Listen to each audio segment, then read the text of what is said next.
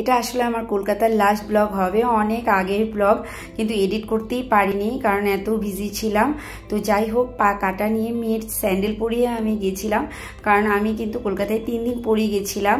আর সবাই আমরা মাওবাদী সেজে বেরিয়ে গেছিলাম একটু মার্কেটিংয়ের জন্য। তো মেট্রো থেকে আমরা সোজা চলে যাই হাতিবাগান বাজারে, শ্যামবাজারে যেটা হাতিবাগান বাজার আছে, সেখান থেকে আমরা মার্কেটিং করব।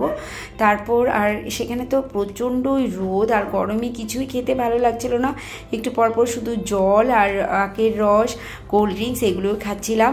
আর এই ব্যাগটা দেখো তোমরা, একদম আগুন দিয়ে টেস্টিং করে দেখিয়ে দিয়েছিল, এতটাই ভালো। আর এই গামছাগুলো সেখানে অনেকটাই সস্তা ছিল। সব কিছু তো আমি ভিডিওর মাধ্যমে নিতে পারিনি। আর এখানে শ্রীহরির গয়না অনেক ভালো ভালো কালেকশন আছে, তো সেখান থেকে আমরা টুকটাক কিছু কিছু কিনে নিয়েছিলাম। আর তারপর কিছু ব্লাউজের পিস ছিল, আর কটনের মধ্যেই বেশিরভাগ ছিল। আর কলকাতা মানে কিন্তু স্ট্রিট ফুডের ভান্ডার, তো সেখানে স্ট্রিট ফুডগুলোই এত সস্তা আর এত টেস্টি। তো এখানে দেখো লিস্ট দেখিয়ে দিচ্ছি। বিরিয়ানি মোটামুটি 60-70 থেকে স্টার্ট হয়ে যায়। তো আমরা গরমে বেশি কিছু খাইনি, একটু বিরিয়ানি নিয়ে নিয়েছিলাম, সেটা খাই। কলকাতায় আসলে মিষ্টি খাবো না, এটা তো একদমই হয় না।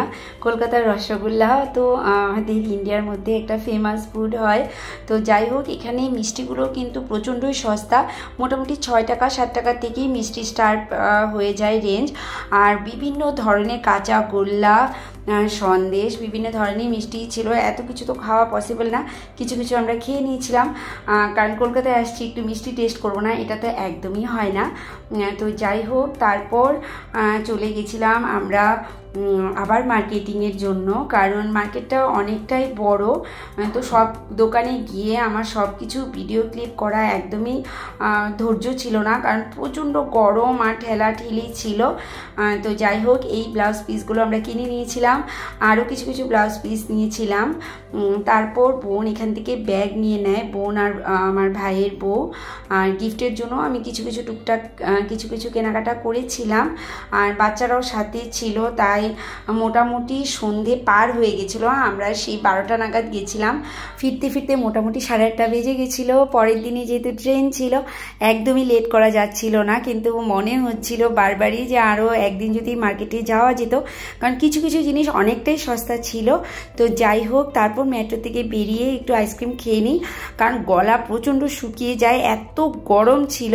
আর আমাদের চশমা বানাতে দেওয়া ছিল, তো চশমাগুলো সেখান থেকে নিয়ে নিই। আর বাড়ি ফেরার আগে একটু দই মিষ্টি নিয়ে নিয়েছিলাম। তো চলো, আজকের জন্য এখানে এন্ড করছি, আবার দেখা হচ্ছে নেক্সট ভিডিওতে। টাটা।